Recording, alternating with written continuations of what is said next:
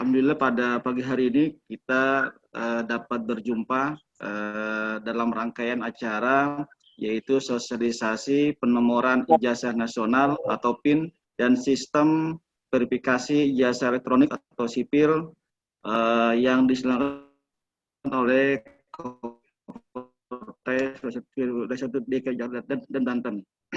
Alhamdulillah yang terhormat Pak. Nah, apakah bisa dilihat presentasi saya, Bapak Ibu? Bisa. Jelas. Alhamdulillah sudah kelihatan, Ustaz. Terima kasih. Jadi perkenalkan, nama saya Rudy. Saya diikuti menjadi tim untuk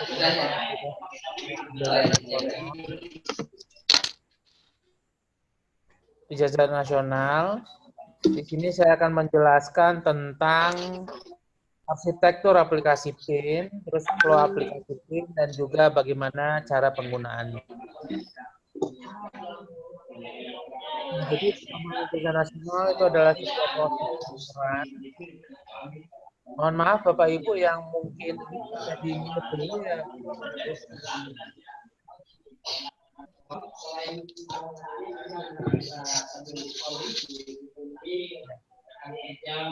Oke, kami lanjut.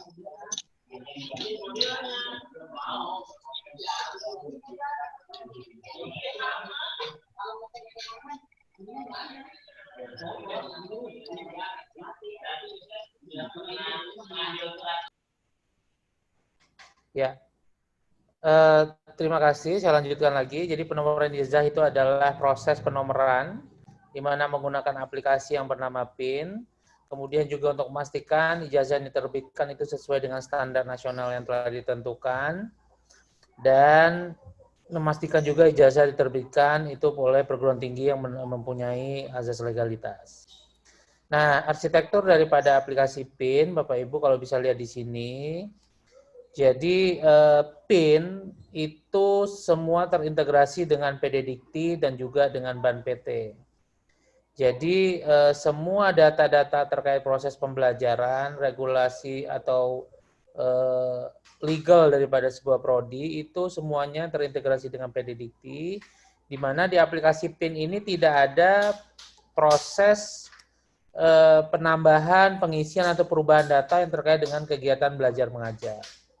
Semuanya terintegrasi dengan PD Dikti, di mana perguruan tinggi terintegrasi dengan PD Dikti melalui feeder. Jadi PIN itu hanya mengatur terkait dengan booking dan pemasangan nomor ijazah. Jadi kalau ada datanya yang nggak benar, Bapak Ibu, itu tetap harus sesuai dengan mekanisme yang ada di PD Dikti. Kemudian ada intinya, untuk aplikasi PIN ini hanya ada 2 tahapan, yaitu yang pertama tahapan reservasi, yang kedua adalah tahapan pemasangan. Jadi hanya 2 Bapak Ibu. Jadi secara aplikasi PIN ini sangat simpel, cuma memang yang perlu Bapak Ibu perhatikan adalah bagaimana datanya valid atau tidak. Kemudian ada sivil untuk ngecek apakah nomor ijazah itu sudah terdaftar atau belum. Nah, Bapak Ibu, untuk menggunakan PIN, tadi salah satu tujuannya adalah memastikan data-data pembelajaran di perguruan tinggi kita sesuai dengan standar nasional, maka ada yang disebut validator. Validator ini adalah rules, aturan, yang nanti akan menentukan apakah mahasiswa kita itu eligible atau tidak, boleh atau tidak mendapatkan PIN. Nah, validatornya adalah ini ada maksimal jumlah SKS per semester, di mana diatur di standar nasional itu 24 SKS. Kemudian IPK untuk sarjana ke bawah 2, untuk profesi ke atas itu 3. Kemudian prodinya harus terakreditasi. Kemudian SKS antara, ini adalah semester pendek, Pak, kalau kita kenal di perguruan tinggi itu 9 SKS. Nah, kemudian untuk proses booking itu mahasiswa sebelum lulus sudah boleh di booking. Karena kita menyadari proses mendapatkan ijazah di perguruan tinggi itu pencetakan dan lain-lain itu bermacam-macam, maka kita aplikasikan ada booking dulu.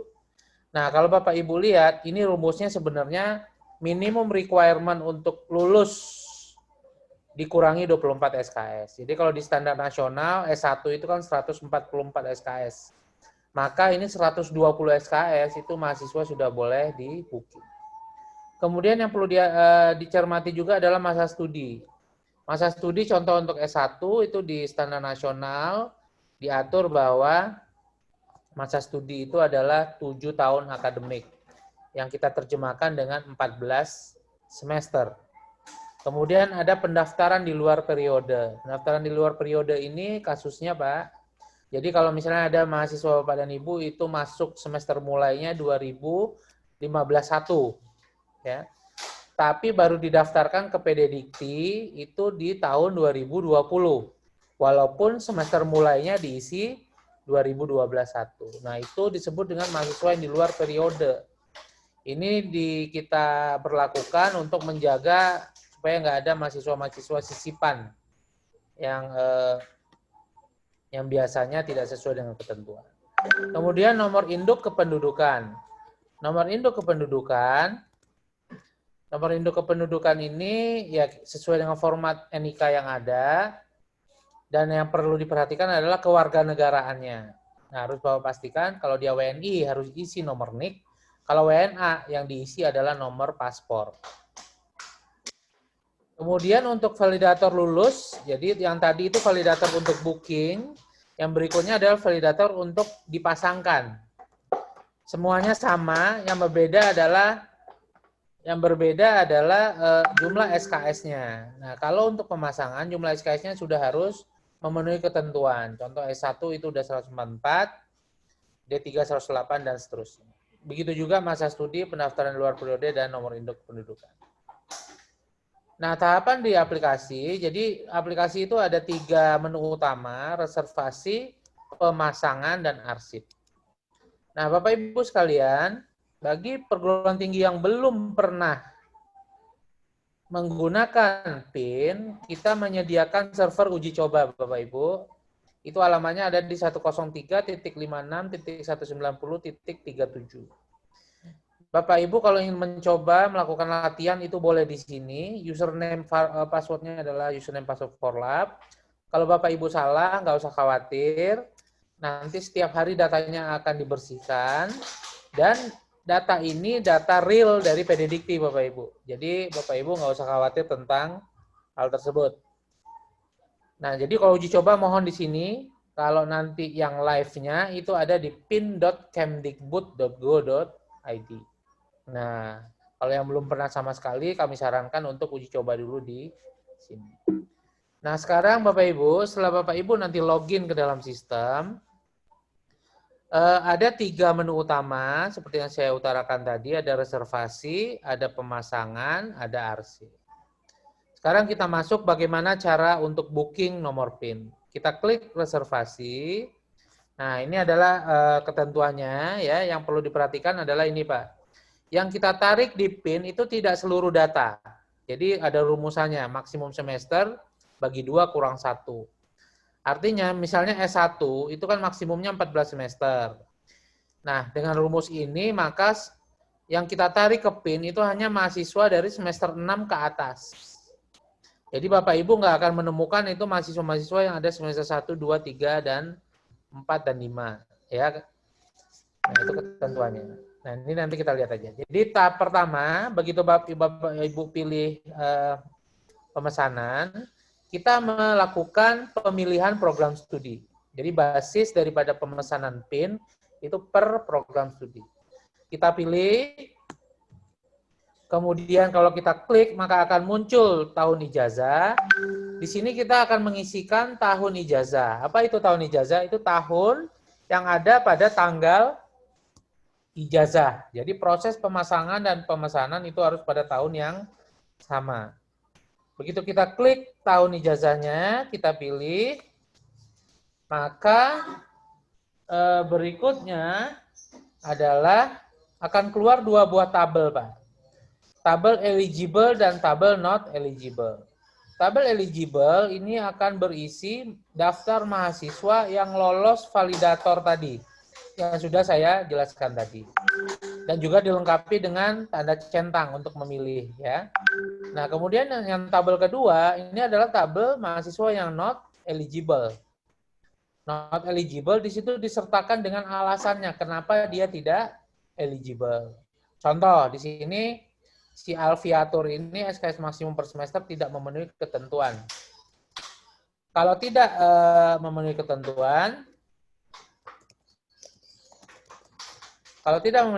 maka harus diperbaiki di pangkalan data pendidikan tinggi. Baru disinkron, maka akan efektif di PIN setelah 1 kali 24 jam. Ya. Kemudian kita kembali lagi ke daftar eligible. Bapak Ibu tinggal pilih mahasiswa yang akan di booking siapa saja, tinggal dicentang. Contoh di sini misalnya 9 mahasiswa kita centang, maka klik proses nomor ijazah, maka akan muncul 9 nomor ijazah. Jadi kita pesan 9 orang, keluar 9 nomor. Setelah kita cek, kalau oke, klik akhiri pengajuan nomor ijazah. Nah, Bapak Ibu, setelah selesai setiap booking, Bapak Ibu akan mendapatkan kode booking. Kode booking ini tidak usah dicatat, tapi ini nanti diperlukan kalau kita akan melakukan penelusuran data. Nah, pada posisi ini ada beberapa hal yang harus diperhatikan. Kalau Prodi A itu sudah keluar kode bookingnya, maka kode Prodi A itu belum bisa di booking ulang kembali sampai booking ini dipasangkan. Kalau Bapak Ibu ada kesalahan, harusnya 10 orang nih bukan 9, maka kode booking ini bisa dibatalkan untuk dipesankan ulang. Nah, setelah kita booking, proses booking selesai, kita harus mendownload 2 file Bapak Ibu. Ya. 2 file itu bisa kita download dari menu arsip. Klik arsip reservasi. Nah, kemudian nanti di situ akan keluar semua histori booking kita. Jadi dalam setiap histori itu kita bisa melakukan reset, ini pembatalan, bisa mengunduh daftar lulusan, bisa unduh daftar nomor PIN. Nah, yang harus kita download adalah 2 file ini, daftar lulusan dan daftar nomor PIN. Downloadan berupa Excel, ya Bapak Ibu, yang berisi daftar nama mahasiswa dan daftar nomor PIN. Nah, sekarang bagaimana cara kita melakukan pemasangan? Melakukan pemasangan ketika diklik pemasangan, nomor ijazah, pastikan kita sudah download 2 file tadi. Ya, kemudian kita klik pilih program studinya. Kemudian, nah ini Bapak Ibu, tahapan berikutnya adalah kita mendownload template. Jadi pemasangan itu menggunakan file Excel Bapak Ibu. Setelah kita download, di situ nanti ada filenya unduh file pemadanan. Nah, Bapak Ibu akan mendapatkan sebuah file Excel seperti ini yang isinya cuma 2 kolom, NIM dan PIN. Nah, kalau di situ ada contohnya dari baris kedua sampai ke bawah itu bisa dihapus. Jadi Bapak Ibu hanya mengisi 2 kolom ini ya. Baris yang pertama ini jangan diapa-apakan Bapak Ibu. Tetap ya, Bapak Ibu mulai mengisi dari baris kedua. Nah, tadi 2 file yang tadi, bagaimana cara mengisi template-nya? Nah, ini Bapak Ibu. Di file pertama itu adalah nomor mahasiswa, di file kedua ada nomor ijazah. Nah, ini kita padankan. Urutannya bagaimana? Bebas. Jadi kalau si A itu boleh dapat nomor 2, B boleh dapat nomor 1. Yang penting 9 nomor tadi hanya boleh dipasangkan ke 9 orang yang kita pesankan. Nah, setelah kita isi file Excel-nya, ada beberapa ketentuan yang harus diperhatikan. Kalau ternyata 9 orang tadi hanya 7 yang lulus, berarti kan yang 2 tidak dipasangkan. Maka ini nggak boleh lengkap begini pemasangannya. Kita harus tetap memaintain nomor urut Bapak Ibu. Jadi kalau ada kasus begitu, maka 2 terakhir yang kita kosongkan. Kalau udah seperti ini, maka 2 nomor terakhir ini akan kembali ke sistem untuk bisa digunakan pada booking berikutnya. Nah, Bapak Ibu tinggal isi file template-nya ya kalau udah. Kemudian file tadi di-upload ke form yang sudah disediakan. kita klik upload, maka tahap berikutnya ada verifikasi. Kita lihat apakah benar NIM-nya udah sesuai dengan nomor ijazah yang kita pasangkan. Kemudian tahap berikutnya kita klik akhiri pemasangan NIM dan nomor ijazah. Nah, proses pemasangan selesai. Jadi aplikasi PIN sebenarnya sangat mudah, Pak. Cuma booking terus pasang, ya. Nah, kemudian tahap berikutnya adalah melihat arsip. Ini arsip reservasi. Bapak Ibu lihat ya. Kalau kita klik arsip reservasi nanti kelihatan history. Kalau yang sudah dipasangkan itu nggak boleh dibatalkan, Bapak Ibu. Jadi Bapak Ibu harus benar-benar memastikan sebelum memasangkan datanya udah benar. Tapi kalau yang belum dipadankan itu masih bisa dibatalkan. Kemudian arsip nomor ijazah ini berisi yang sudah kita pasangkan siapa saja. Ini bisa kita cek di sini. Kemudian saya kira itu yang bisa saya sampaikan Bapak Ibu. Jadi sangat simpel sekali aplikasinya. Dan saya ingatkan kembali untuk yang belum pernah menggunakan bisa mencoba menggunakan server uji coba yang kita sediakan. Harapan kami setelah sosialisasi ini, di mana tadi Pak dari Kopertai sudah menyampaikan bahwa paling lambat 20 Desember itu sudah harus semua implementasi. Kami harapkan setelah presentasi ini Bapak Ibu sudah mulai bisa mengimplementasikan PIN. Kurang lebih saya mohon maaf. Terima kasih. Assalamualaikum warahmatullahi wabarakatuh. Ya. Baik, kita mulai aja. Bismillahirrahmanirrahim. Assalamualaikum warahmatullahi wabarakatuh. Waalaikumsalam warahmatullahi wabarakatuh. Yang saya hormati Bapak-Bapak yang hadir di sini. Pimpinan tadi ada Pak Supriyadi Ahmad dan rekan-rekan moderator dan peserta sosialisasi penomoran ijazah nasional. Kebetulan sekali saya masih dipercaya di PT Dikti untuk mengawal semua proses aplikasi pelaporan PT Dikti yang nanti diintegrasikan ke PIN, sivil, Serdos, dan lain sebagainya. Bentar, ada telepon, bentar.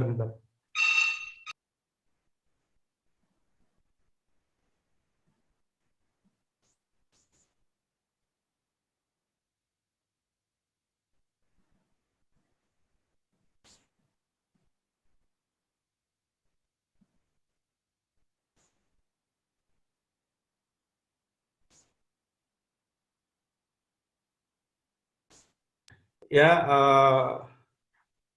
kebetulan saat saya membuat slide ini gitu ya, sekaligus untuk aplikasi Serdos di kami gitu ya, sehingga saya mencoba untuk secara umum menggambarkan proses di PD Dikti itu bagaimana. Nah, mana share screen? PD Dikti dibagi 3 entitas besar, yaitu mahasiswa, dosen, dan kelembagaan, gitu ya.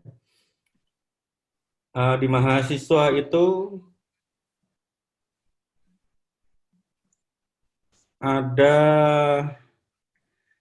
hubungan mahasiswa dengan dosen, ada kelas perkuliahan. Hubungan dosen dan kelembagaan adalah home base. Terus mahasiswa, dosen, kelas perkuliahan menghasilkan riwayat pengajaran dan aktivitas perkuliahan.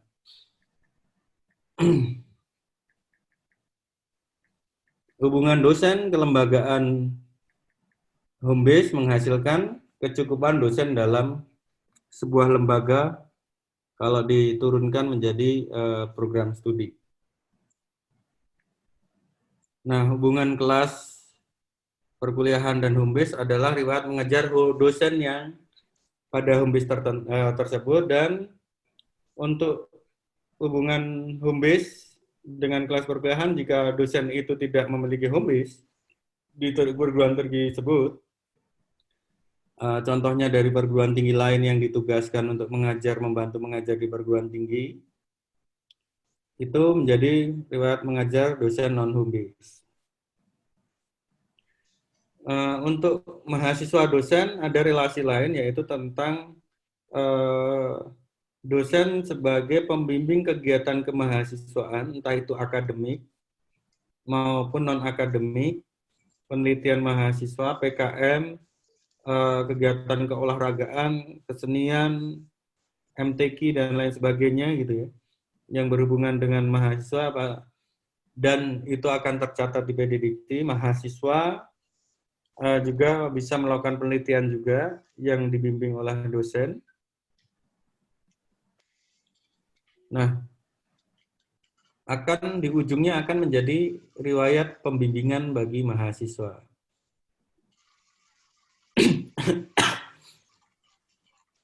Terus untuk dosen ada data pokok dosen atau portfolio dosen, terus penelitian dosen, menghasilkan kinerja penelitian dosen.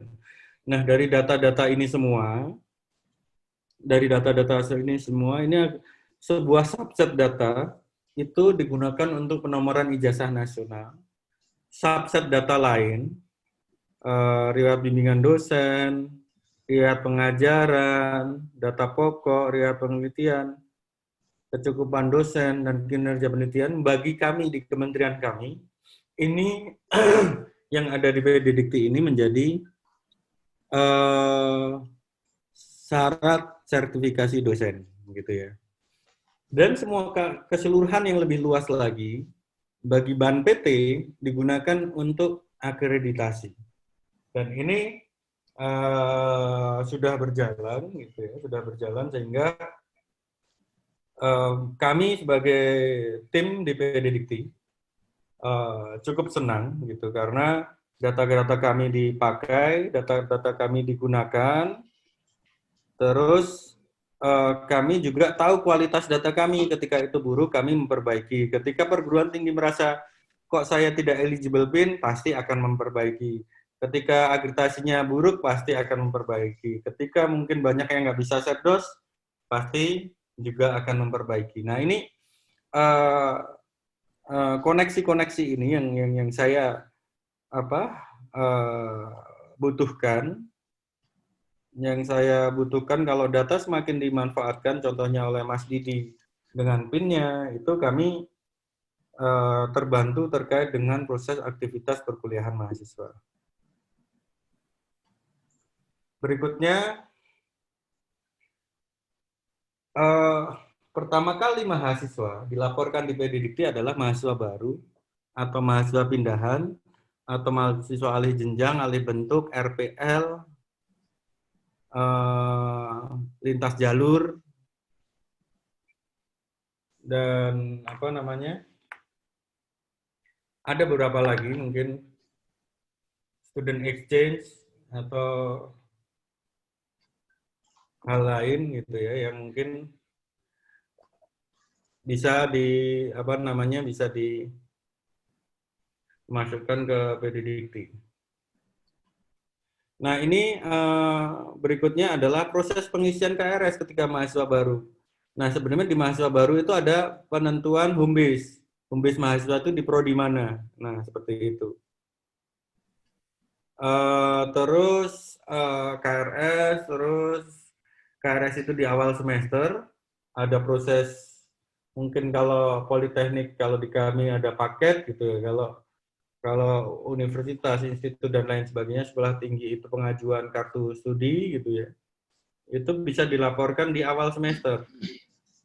KHS di akhir semester, terus proses kelulusan. Nah, proses KRS KHS itu dan penetapan mahasiswa baru itu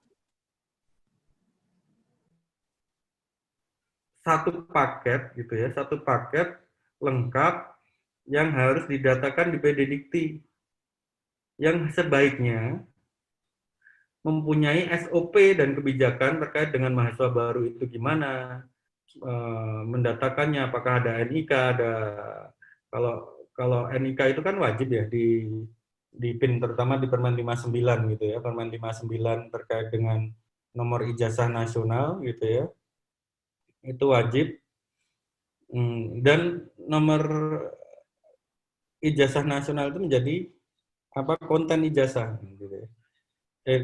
NIK itu menjadi konten ijazah. Terus KRS KHS terus sampai lulus. Nah, di fase kelulusan ini syarat-syarat proses data yang dikirimkan dicek di PDDikti. Ada proses pengumpulan data. Nah, ini adalah idealnya ya. Semua proses itu harus persetujuan pimpinan dan terintegrasi secara sistem. Dan disinkronisasikan datanya di PDDikti. Nah, di PDDikti dimanfaatkan oleh aplikasi-aplikasi tersebut dari PIN, dari sipil, dari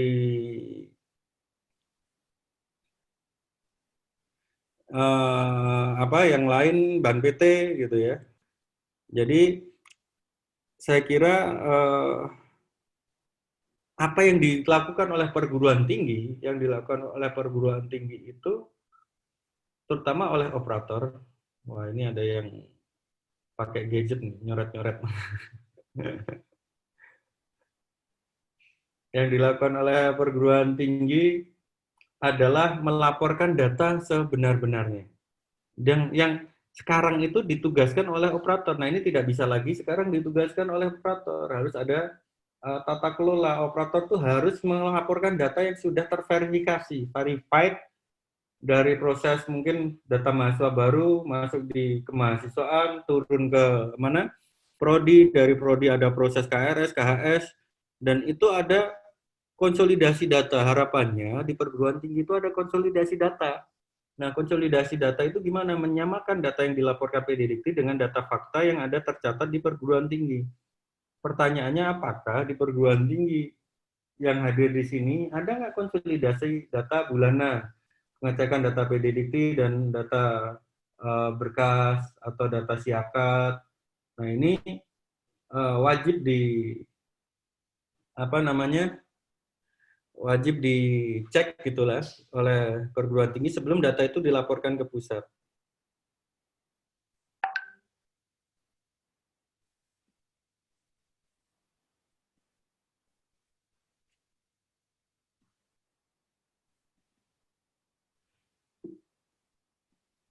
Nah, terus KRS, kapan itu KRS, kapan itu KS. Nah, KRS itu biasanya 2 bulan setelah perkuliahan itu dimulai. Harapannya adalah setelah mahasiswa baru masuk, ya langsung diisikan KRS-nya. Sehingga di awal bulan atau di bulan, umpamanya masuk di bulan Agustus, bulan Oktober KRS sudah masuk di PDDikti, beserta aktivitas kuliah mahasiswanya. Nah, untuk KRS di semester, untuk data-data ini, untuk KHS umpamanya, 2 bulan setelah perkuliahan selesai. Perguruan tinggi bebas membuat kalender akademik, tapi maksimal 30 April itu sudah selesai dan dilaporkan datanya. Nah, untuk ganjil, umpamanya ganjil mulai Oktober, Maret selesai, ya pokoknya April udah selesai 30. Jadi mau mulai Oktober, mau mulai September gitu ya, mau mulai Agustus silahkan gitu ya.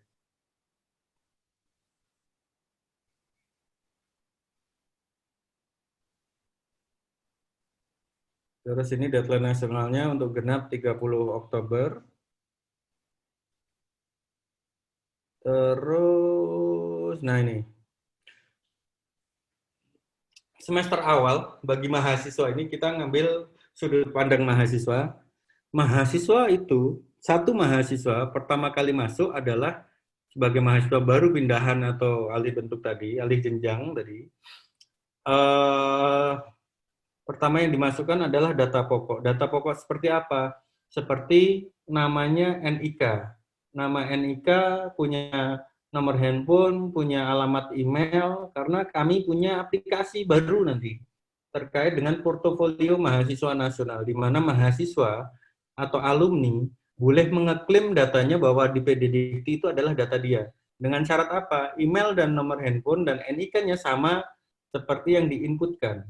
Nah, seperti apa yang diinputkan oleh perguruan tinggi itu nanti menjadi alat verifikasi. Nah, ini nantinya operator akan mempunyai kontrol, akan kalau mahasiswanya macam-macam perguruan tingginya macam-macam bisa didemo nanti ya oleh mahasiswanya bahwa kok nama saya seperti ini, saya tidak bisa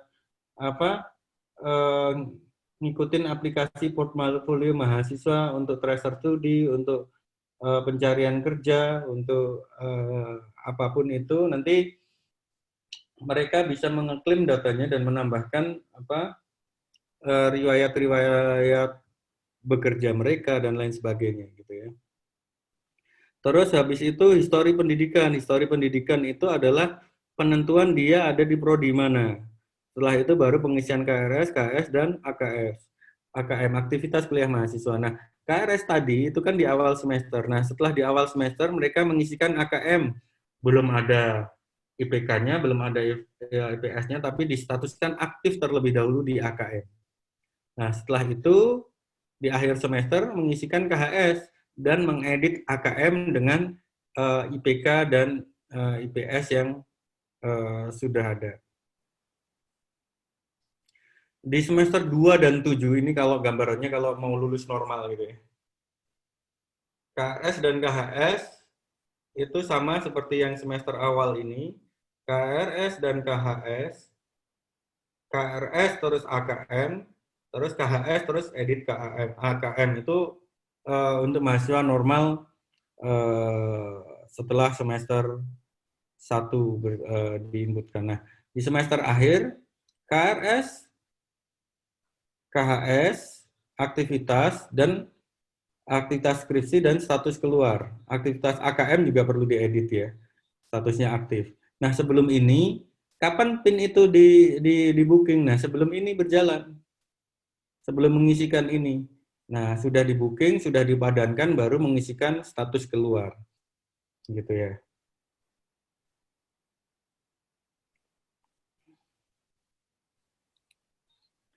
Nah, di kelembagaan itu ada edit data profil mahasiswa, sumber daya, dan mahasiswa. Kelembagaan, sumber daya, dan mahasiswa. Nah, data profil PT ini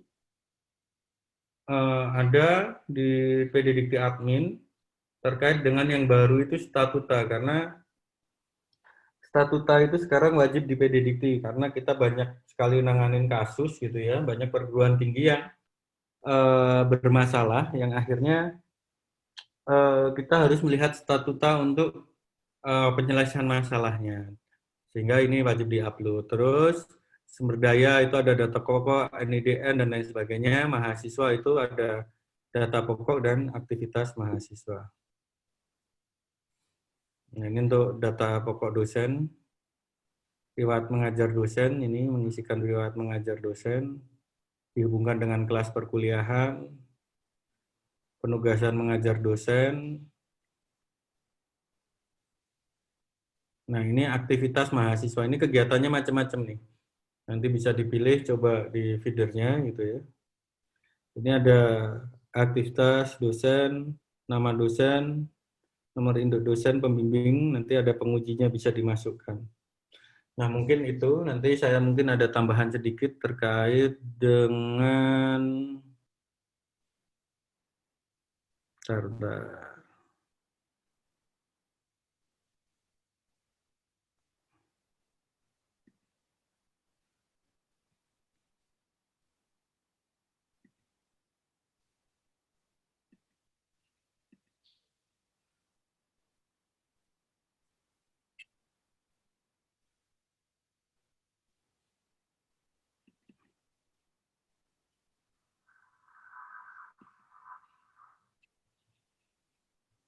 nah,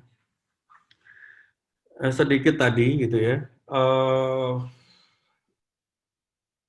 terkait dengan Permenristek Dikti nomor 59 tahun 2018 berhubungan dengan konten ijazah, dan ini seharusnya sudah berlaku gitu ya, sudah berlaku semenjak Permen itu dilaksanakan, kecuali nomor ijazah nasional ya. Nah, nomor ijazah nasional yang baru itu nomor keputusan akreditasi perguruan tinggi atau program studi, dan yang nomor 10 ini, nomor induk kependudukan atau paspor bagi mahasiswa warga negara asing.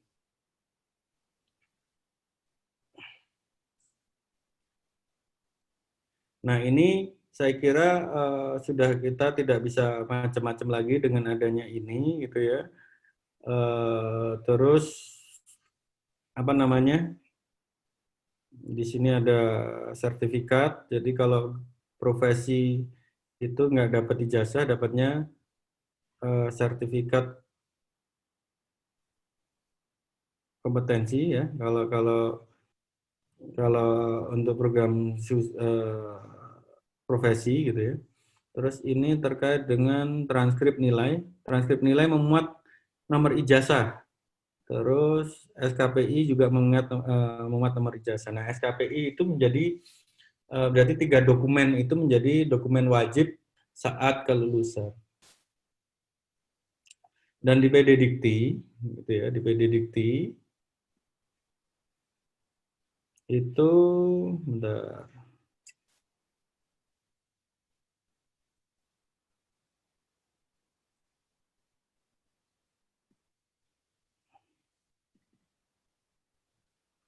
Di PD Dikti itu mengukur beberapa hal gitu ya.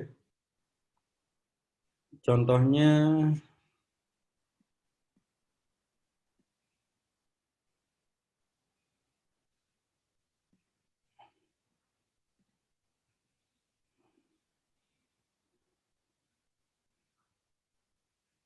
ini data PD Dikti secara umum. Nah, itu pelaporan datanya 80 berapa tadi?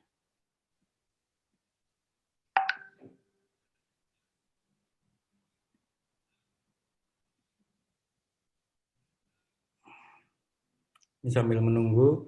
Jadi secara nasional pelaporan data itu sekitar 82,77%. Jadi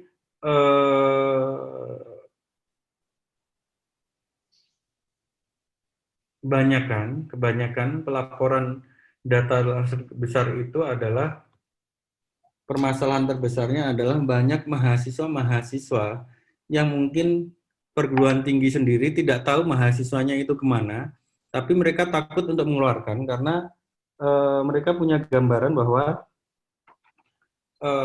takutnya dia balik lagi gimana gitu ya. Kalau dia balik lagi gimana gitu. Nah ini 82,79% datanya diambil tanggal 26 jam 9 pagi. Nah ini mau ngambil Kementerian Agama mana ya?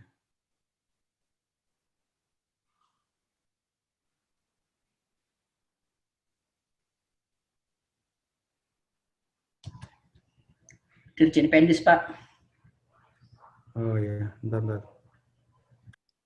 Ini negeri apa swasta ya? Swasta ya?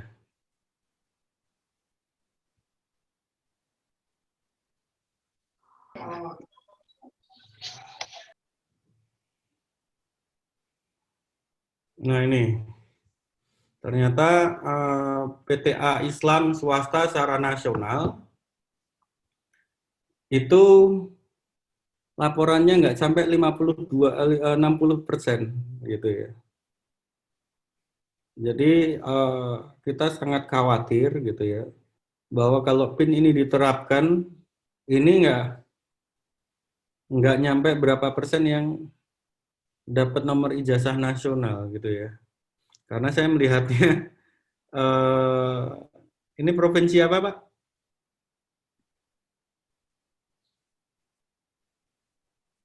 DKI Jakarta dan Banten ya?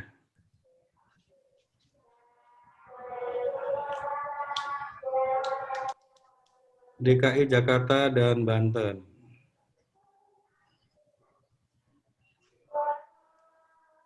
Nah ini DKI Jakarta dan Banten tuh 50% gitu ya. Yang Jakarta, yang mana yang Jakarta? Yang Jakarta itu paling cuma nggak nyampe 50% pelaporan datanya. 40% malahan. Boleh ambil contoh nggak Pak? Siapa yang mau yang datang siapa ya? Inisa, Pak. Apa? Inisa Salahuddin Alayubi, Pak. Apa? Salahuddin Alayubi. Iya. Institut Salahuddin Alayubi, Pak. Wah, ini laporan 2019 1 0%, Pak. Jadi AKM-nya belum diisi. Bukan stay, Pak. Yang Ini apa? Inisa, Pak. Institut. Yang institut. Jakarta apa Banten? Jawa Jakarta. Barat, Pak. Oh, ini ada Jawa Barat juga? Ada. Oke, saya tambahkan berarti.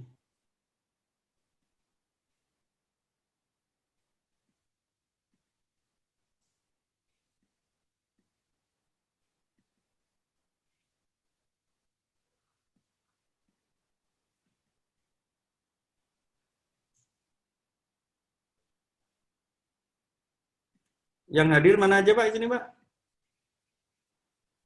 Yang diundang? Halo? Ada dari Jawa Barat, Banten, DKI Jakarta. Yang hadir dari Provinsi Jakarta dan Banten, Pak. Jakarta, Banten. Jawa Barat enggak?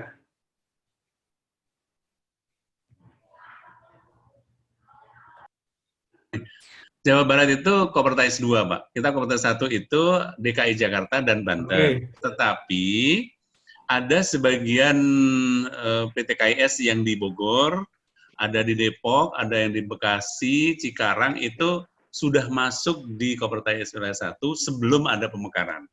Itu mereka tetap masuk ke sini. Tetapi yang basisnya adalah DKI Jakarta dan Banten. Walaupun ada tadi yang DKI Jakarta dan Banten aja Pak, sebagai contoh. Oke. Ya. Mohon maaf Pak, itu juga INISA juga DKI Jakarta Pak. Yang tadi disebut itu oleh salah satu audien itu INISA juga DKI Jakarta. Nah, berarti SK-nya keluarnya bukan di DKI berarti Pak, Bu. Karena ini kami mengambilkan dari alamat yang ada di SK pendirian. Oh, alamat yang dilihat. Iya, Bu. Di SK pendirian nih. Iya, alamat Ya, kalau INISA mau berubah alamat tinggal di SK-kan lagi. Kalau di kami seperti itu. Iya, karena memang yang tadi seperti yang dibilang Pak Supri, jadi memang alamat itu di DKI itu ada yang di Banten, ada yang di Bogor, ada yang di Jadi contohnya gini, kayak Gunadarma itu ada di Depok, tapi dia menggunakan SK alamat yang ada di Jakarta sehingga mereka dapat ikut di seperti wilayah 3 gitu Bu. Oh, oke. Jadi ini siapa yang mau dilihat nih contohnya? STD Muhammad Nasir, Pak, coba. Oke, ini nggak bisa, Pak. PT IKI coba PT IKI kan Jakarta itu, Pak. Iya, PT IKI. Iki itu apa? PT IKI. PT IKI, Pak. Bisa. Ini. Institut PT IKI. Atas. Institut. Nah, ya itu. Ya. PT IKI bawahnya. Bawahnya. Oh ini ya. Ah, ya. Nah, ini udah mendingan lah 79,53%.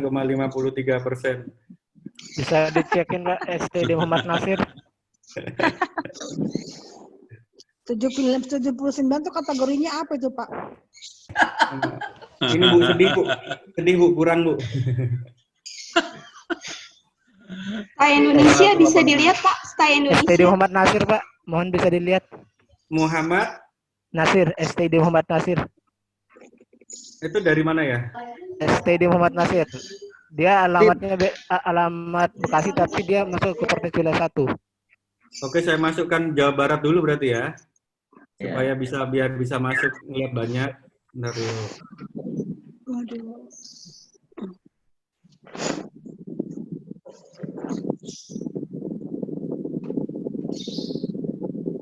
Oke. Muhammad Nasir. Ya, STD Muhammad Nasir. Sekolah Tinggi Ilmu Dakwah Muhammad Nasir. STID. Ya, Sekolah Tinggi Ilmu Dakwah Muhammad Nasir. Sekolah Tinggi Ilmu Dakwah Muhammad Nasir. Ya. Ya itu. Oh, iya itu. Ya betul. Nah, 76. Ini zigzag kayak gini Pak. Mohon nanti saya kira nggak tahu ini kayaknya perlu intensif dari teman-teman pengelola Kopertais untuk seperti yang dilakukan oleh teman-teman Kopertis, yaitu mengecek semua permasalahan pendataan supaya ini nanti ketika PIN ini diwajibkan tidak ada kendala, karena ada beberapa hal, pasti ada yang bolong-bolong ini 90, 180, 136. ini semua akan berpengaruh terkait dengan bisa enggak PIN itu dijalankan di apa namanya di sini gitu ya. Siapa mau lihat lagi nih mumpung masih kebuka? Salahuddin Alayumi, Pak. Tadi kembarannya PT itu Pak Indonesia, Pak.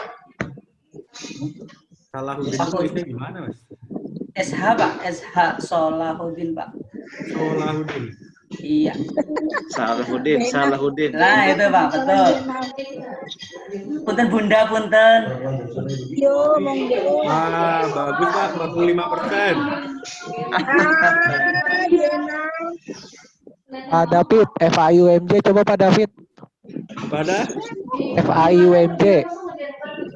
FAIUMJ. UMJ. MJ. MJ Jakarta. UMJ. Jakarta. UMJ. Panjangannya apa, Pak? Fakultas Agama Islam UMJ, Pak. Oh, fakultas nggak bisa, Pak. Oh, fakultas nggak bisa. Nggak bisa. Oh. Kalau fakultas saya ini perguruan tinggi, Pak. Oh gitu. Oke. Pak, Terima kasih Pak TCB David. dong. TCB. Apa? TCB. Tulisannya gimana, Bu? SEBI, Pak. STEI. STEI. STEI. EI. SEBI. SEBI, Pak. Tuh, SEBI. Mana saya, Bu? Oh, ini. Ah, ya. Ya. 63, Bu. Nah, ini kita harus melihat data 7 tahun belakang atau 4 tahun ke belakang. Sebelum itu mahasiswa diluluskan. Mohon nanti operator melihatnya gini, calon-calon yang paling dekat akan diluluskan, dicek lagi datanya harus diperbaiki. Nah, ini harus koordinasi juga sama teman-teman kelembagaan, Pak. Di tempatnya Bu Lelis untuk pembukaan periode pelaporan untuk perbaikan data. Publisistik, Pak. Gimana, Pak? Publisistik, Nah, ini. STI. Pak, si Alif, Bang. Ya. Tempat tulisannya gimana ini? Izin Pak, izin. Izin Pak, IAIB Serang. Publisistik. Publisistik. Tawalib. Yang mana nih? Terus. Cuma 3. Tulisannya gimana? Publisistik. Oh. Ini. Ya. Ya. Langsung. Wah, ini pada nggak concern nama data semua. Gimana di implementasi ini? Izin Pak untuk IAIB Serang. Apa? Izin Pak. Tulisannya gimana, Mas? IAIB Serang. Institut Agama Islam Banten. IAIB. Yang kedua itu, Pak. IAIB. B. Bravo.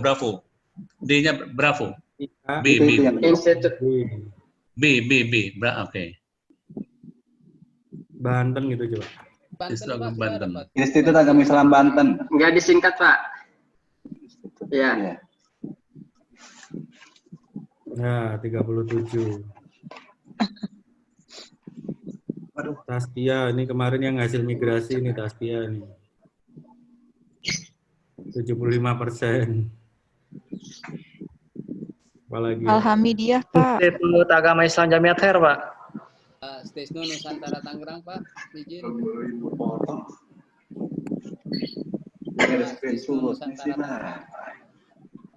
Ya, itu, Pak.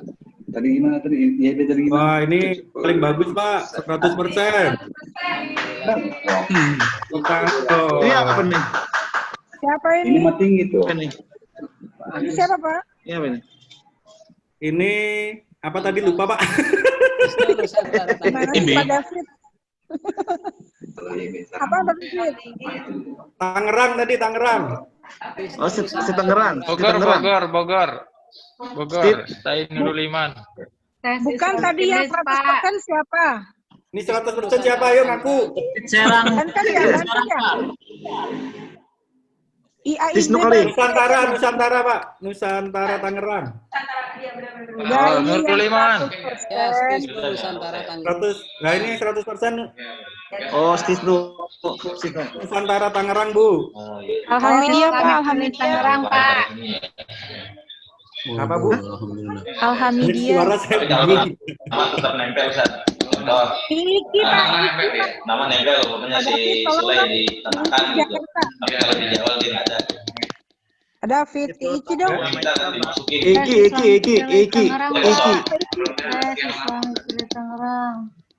Pakai Q. Iki. Q. Biasa, pinjam dulu. Ya.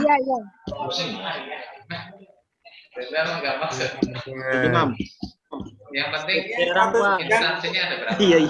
Persentasenya tinggi dari Banten semua, Bu. Udah ada. Alhamdulillah Pak, Alhamdulillah. Imam Syafi'i. Ustaz termasuk nih. Cuma kan nggak bisa dibagi rata. Nggak bisa dibagi ratanya karena Saya siswa dari Tangerang Pak.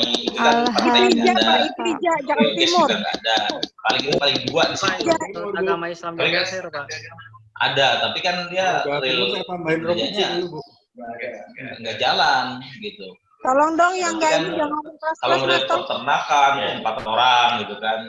Tapi Halo, jangan ngobrol di situ Mohon dong. di-mute, yang lain di-mute terlebih dahulu ya, Bapak Ibu. Jangan ngobrol dong. Itu Iprija, Mas. Tolong, Mas. Iprija, Jakarta Timur, Ciracas, Jakarta Timur. Ciracas, Jakarta Timur. Iya, Iprija.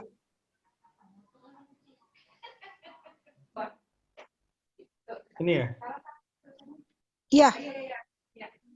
Oh, 56. 0, Bu. Belum lapor. Oh, alah. Siapa? Iprija, bagaimana Iprija nih? Waduh. Coba Ya, Fit, 2019. Fit Insida. Gimana, Bu? Fit Insida. Halo.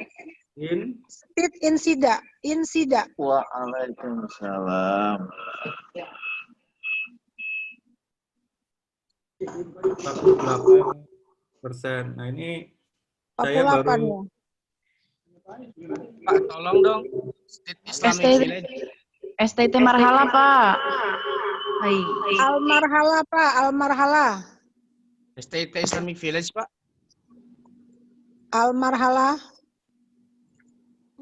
STES Islamic Village Pak. gini aja nanti, Bu. Nanti Boleh, ada gimana? yang WA saya, Mm-mm. nama-nama perguruan tingginya nanti saya screenshotkan, nanti Oh, boleh, dibagikan boleh. ke perguruan tingginya. Oke. Siap. Supaya menjadi kontrol bagi mereka. Saya Betul, ajarin betul. bacanya dulu ya. Betul. Nah, Kalau dibuka ini orang adalah kan agak ini adalah persentase pelaporan. yang merah ya? Yang merah persentasenya, yang oranye adalah mahasiswa yang tanpa aktivitas, yang belum dilaporkan. Oh, alah. Yang ini adalah yang punya aktivitas, yang dilaporkan AKM-nya. Nah, ini adalah jenjang pendidikan dosen. Ya. Ini ada NIDN yang tanpa pendidikan. Gitu ya. Terus ada kondisi data dosen yang tidak wajar, itu adalah ada NIDN yang tanpa jabatan fungsional. Gitu, NIDN tanpa jabatan fungsional. Terus ada jenjang tertinggi, itu 0, tapi mengajar S1. Ini mohon data-data ini diperbaiki karena data PDDT meliputi semuanya. Gitu. Oke. Jadi nanti ini rata-rata semua di bawah rata-rata nasional. Ya, kita tunjukkan.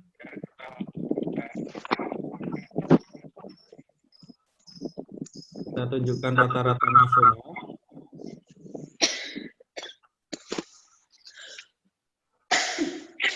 Nah, rata-rata nasional Kemenak swasta itu 52,12%. Tadi Jakarta di bawah rata-rata nasional Kemenak swasta.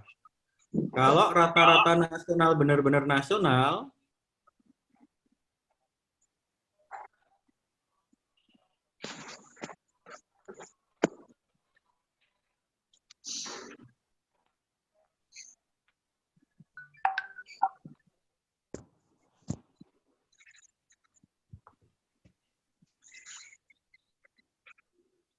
Nah, rata-rata nasionalnya semua nasional ada di sini nih, 82,79%.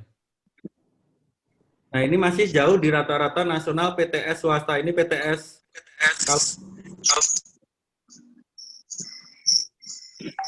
kalau PTS negeri, kalau PTS di kami persentasenya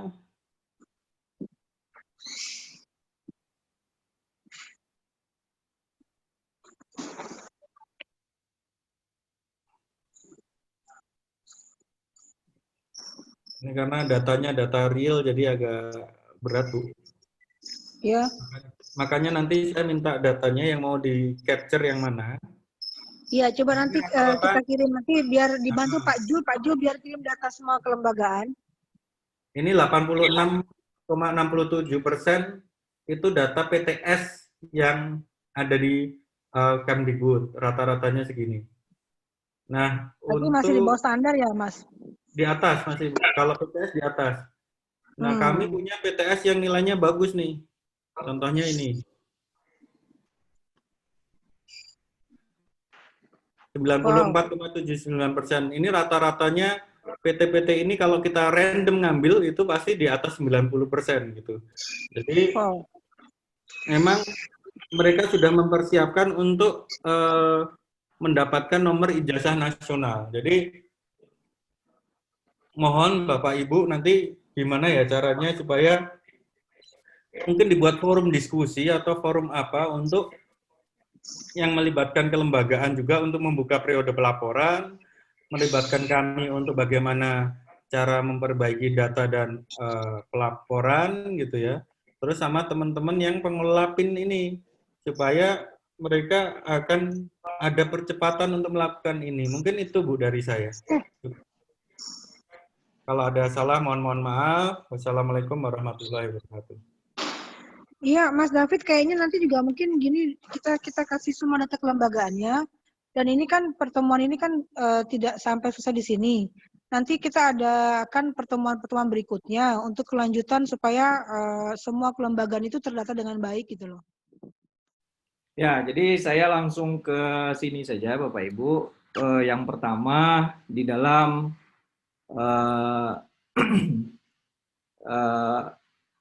aturan-aturan mengenai nomor ijazah nasional ini Kementerian Pendidikan dan Kebudayaan dalam hal ini adalah Direktorat Jenderal Pendidikan Tinggi ini membangun yang namanya sistem penomoran ijazah nasional dan juga sistem verifikasi ijazah secara elektronik. Nah, Bapak Ibu, alamat dari penomoran ijazah nasional ini adalah di PIN Kemdikbud.go.id dan untuk sivil ini di ijazah.kemdikbud.go.id. Nah, karena ini adalah penomoran ijazah nasional, maka sistem ini berlaku secara nasional. Dan walaupun berbeda kementerian, jadi Kementerian Agama dan Kementerian Pendidikan dan Kebudayaan sama-sama menyelenggarakan pendidikan dan sama-sama menyelenggarakan pendidikan tinggi. Alhamdulillah kami ini bersepakat bahwasanya kita ini tujuannya sama, yaitu mencerdaskan kehidupan bangsa, ingin mendidik bangsa yang maju, ya, yang bertakwa kepada Tuhan Yang Maha Esa, itu yang yang berakhlak mulia dan seterusnya, sehingga karena kesamaan visi misi, karena kesamaan tujuan, maka sistem pun kita untuk penomoran ijazah nasional ini sama-sama menggunakan sistem penomoran ijazah nasional. Jadi tidak perlu lagi ini kita istilah kampungnya itu reinventing the wheel gitu ya. Jadi tidak kemudian kita membangun sesuatu yang sudah ada sehingga membuang energi, membuang biaya dan membuang waktu. Kita gunakan sistem yang sama, yaitu sistem penomoran ijazah nasional. Ya, tetapi ada sedikit perbedaan antara Peraturan Menteri Agama, Permenak nomor 17, PMA nomor 17 tahun 2020 dengan Permendikbud nomor 59. Nah, jadi khusus untuk PIN dan sipil ini mengikuti sistem penomoran ijazah nasional yang ada di Kementerian Pendidikan dan Kebudayaan. Tetapi rujukannya sama, rujukannya adalah Pangkalan Data Pendidikan Tinggi. Nah, Pangkalan Data Pendidikan Tinggi ini diamanatkan oleh undang-undang, Bapak Ibu, oleh Undang-Undang Pendidikan Tinggi nomor 12 tahun 2012. Nah, jadi semua perguruan tinggi wajib melaporkan datanya ke Pangkalan Data Pendidikan Tinggi. Nah, Bapak Ibu, PMA nomor 17 ini ditetapkan atau disahkan oleh Kumham, ya, Berita Negara nomor 582 tahun 2020 tanggal 8 Juni tahun 2020 kemarin. Nah, jadi Bapak Ibu, peraturan menteri ini udah berlaku sampai dengan atau udah berlaku sekarang ini juga sudah berlaku. Nah, Bapak Ibu, yang perlu saya sampaikan juga bahwasanya di dalam sistem penomoran ijazah nasional ini hanya ada pendidikan akademik dan pendidikan vokasi saja. Jadi tidak ada program profesi di dalam sistem penomoran ijazah nasional. Kenapa? Karena program profesi itu tidak mendapatkan ijazah, melainkan mendapatkan sertifikat profesi. Nah, itu jadi tidak akan ada yang namanya program profesi di dalam penomoran ijazah nasional. Lalu kemudian nomor ijazah ini dikeluarkan oleh sistem PIN, sistem penomoran ijazah nasional. Jadi bukan nomor ijazah yang dibuat oleh Bapak Ibu sendiri, melainkan nomor ijazahnya harus dari sistem penomoran ijazah nasional. Nah, Bapak Ibu, apa saja syarat untuk mendapatkan nomor ijazah nasional? Yang pertama ini harus mengikuti Peraturan Menteri Pendidikan dan Kebudayaan nomor 3 tahun 2020 tentang Standar Nasional Pendidikan Tinggi proses pembelajarannya. Nah, jadi jumlah SKS, nilai, lama studi, akreditasi dan lain-lain ini harus sesuai dengan SNDikti. Ya, jadi bukan Permendikbud nomor 44 tahun 2015 lagi Bapak Ibu SNDikti ini, melainkan Permendikbud nomor 3 tahun 2020. Lalu kemudian taat lapor data pada PDDikti. Nah, jadi data ini harus dilaporkan pada Pangkalan Data Pendidikan Tinggi. Nah, Bapak Ibu, ada beberapa concern ya terkait dengan Pangkalan Data Pendidikan Tinggi di Kementerian Agama. Nah, ini dulu ya di Kementerian Agama ini dikatakan kita harus ada NIREL ya, NIREM dan NIREL. Nah, kalau di Pangkalan Data Pendidikan Tinggi ada namanya NIM, nomor induk mahasiswa. Nomor induk mahasiswa ini harus didaftarkan pada saat dia masuk. Lalu kemudian datanya harus dilaporkan setiap semester. Ya, harus dilaporkan setiap semester. Kemudian di akhir ini kita cek pelaporan datanya lengkap atau tidak. Ya, setiap semesternya dilaporkan atau tidak. Kalau tidak dilaporkan, kenapa dia tidak dilaporkan? Kalau dia tidak dicutikan, maka itu ada sesuatu yang salah. Tidak cuti, tetapi datanya tidak ada. Ada apa ini? Di dalam PDDikti itu ada, Bapak Ibu ya, sistemnya bisa mengetahui itu. Nah, jadi kita cek semua. Kalau misalnya pelaporan datanya sudah memiliki 120 SKS, jadi per semester kita asumsikan misalnya 20 SKS, maka ada pelaporan data sebanyak 6 semester, maka dia bisa booking nomor ijazah nasional. Bagaimana kalau cuma 1 semester lapor? Ya tidak bisa dapat nomor ijazah nasional. Karena apa? Karena kalau 1 semester paling cuma berapa SKS Bapak Ibu? Paling maksimal 20 SKS. Nggak bisa dalam 1 semester langsung dilaporkan 120 SKS. Karena apa? Karena di dalam regulasi, di dalam per semester ini tidak boleh melebihi 24 SKS ya proses perkuliahan tersebut.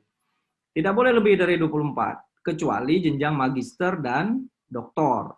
Maka itu bisa lebih dari 24 SKS per semester. Tapi untuk diploma dan sarjana maka maksimal 24. Itu pun tidak boleh di semester 1 dan 2. Itu pun harus mahasiswa berprestasi. Baru boleh ngambil 24 SKS. Kalau tidak, maka dia paling 20 SKS. Ya. Nah, jadi ini pelaporan datanya per semester harus ada. Laporannya ke siapa? Ke PD Dikti. Tidak bisa kemudian ganti-ganti, ya, ganti-ganti orang. Wah, ini laporannya diatasnamakan untuk si A. Yang ini dilaporkan datanya untuk si B. Nah, ini Bapak Ibu yang dilakukan oleh PD Dikti. Sehingga NIREL dan NIREM ini mekanismenya ini bisa digantikan dengan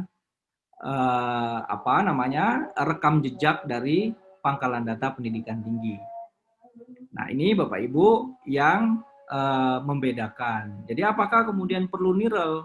Nah, buat apa lagi NIREL kan gitu? Karena rekam jejaknya itu sudah ada semuanya di PD Dikti.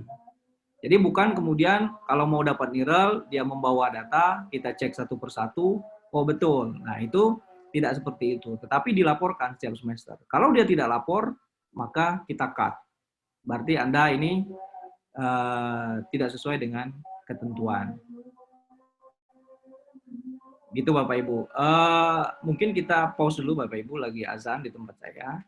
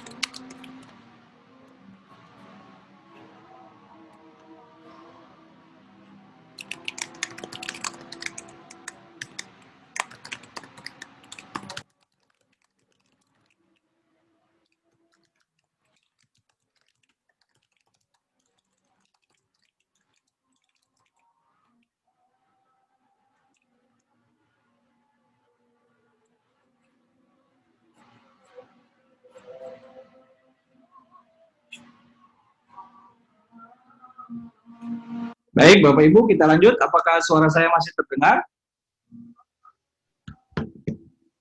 Ya, masih Pak Didi, masih. Baik, saya lanjut ya. Nah, jadi Bapak Ibu, nanti apakah kemudian dari Kementerian Agama misalnya bisa mendapatkan akun misalnya untuk admin di Kopertais? Bisa saja nanti kami berikan akun admin Kopertais untuk menangani perguruan tinggi di bawah wilayahnya masing-masing. Nah, tetapi Bapak Ibu, ini kami meminta agar untuk ketertiban administrasi dan ketertiban regulasi, kami minta nanti ada pimpinan yang memberikan surat, mungkin dari Kementerian Agama, memberikan surat kepada kami, ini nama admin yang akan menjadi administrator PIN, ya, dari Kopertais. Ini juga kami berikan kepada LL Dikti. Nah, jadi mereka bisa memantau melakukan evaluasi, mengecek, ya pokoknya melakukan wasdalbin lah gitu ya terhadap proses penomoran ijazah nasional ini. Nah, sehingga nanti diharapkan agar ini teman-teman dari Kopertais ini memahami betul. Jadi ini kok perguruan tinggi ini banyak sekali booking nomor, padahal orangnya mahasiswanya sedikit. Nah, booking nomor ini tidak sembarangan Bapak Ibu. Karena apa? Datanya harus ada di PD Dikti. Nah, data sebelum masuk ke PD Dikti itu kan harus ada dilakukan validasi dan verifikasi dulu. Jadi tahap awalnya itu di PD Dikti masuk karena sudah sesuai dengan ketentuan. Tahap akhirnya pada saat mendapatkan ijazah itu proses perkuliahannya, pelaporan datanya sudah sesuai dengan pangkalan data pendidikan tinggi yang dilaporkan oleh masing-masing perguruan tinggi. Nah, jadi ada dua filter itu. Jadi bukan kemudian kalau pakai PIN ini apakah iya dia kuliah di sana. Ya itu kan data yang dilaporkan oleh perguruan tinggi. Dan data yang dilaporkan oleh perguruan tinggi itu ada di PD Dikti. Nah, sebelum masuk ke PD Dikti itu sudah ada mekanisme pelaporan datanya. Sudah ada mekanisme pelaporan data awal ya maupun pelaporan data semester. Nah, jadi itu sudah ada semua rekam jejaknya. Nah, jadi jangan khawatir, wah ini jangan-jangan ini mahasiswa yang antah berantah tiba-tiba dapat nomor. Nah, tapi kalau misalnya tadi concernnya adalah misalnya apakah iya dia benar-benar kuliah? Ya tentu tidak bisa dengan sistem. Ya, jadi tidak bisa kita ngecek dengan sistem misalnya apakah betul saya ini kuliah di sana hadir duduk di kelas. Nah, ini tidak bisa kita sistem kita belum sampai ke sana ya. Kecuali sistem kita ada GPS-nya, manusianya juga ditempelin GPS, kemudian dia kemana bisa kita pantau dengan sistem itu mungkin bisa. Nah, tetapi kalau misalnya kita melakukan wasdalbin, misalnya ada laporan-laporan dari masyarakat, itu juga yang kami lakukan. Misalnya ada laporan dari masyarakat, wah ini perguruan tinggi ini menyelenggarakan pendidikan kelas jauh. Siapa? Di mana? Nah, langsung kita kunjungi.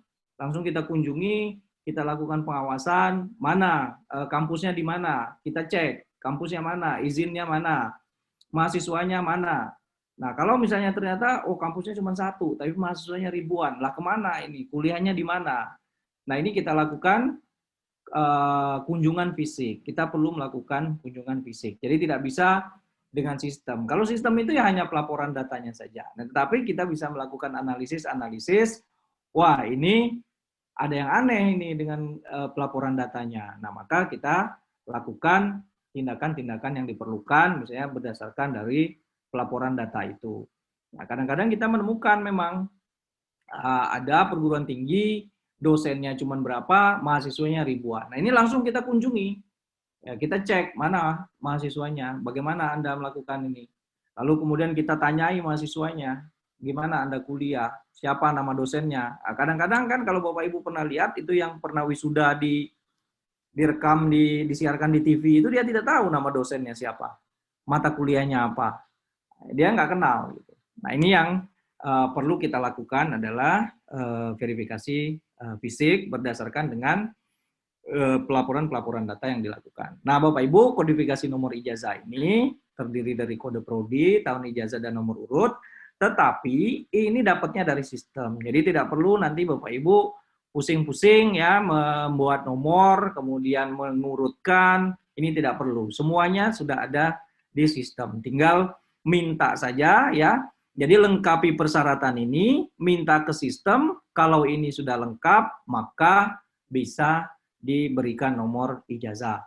Kalau misalnya nanti Kementerian Agama ingin membuat aturan misalnya, walaupun sudah bisa booking nomor ijazah, walaupun sudah bisa dipasangkan, tetap harus mendapatkan izin dari Kopertais misalnya, izin dari Kementerian Agama untuk mengeluarkan ijazah, ya bisa saja.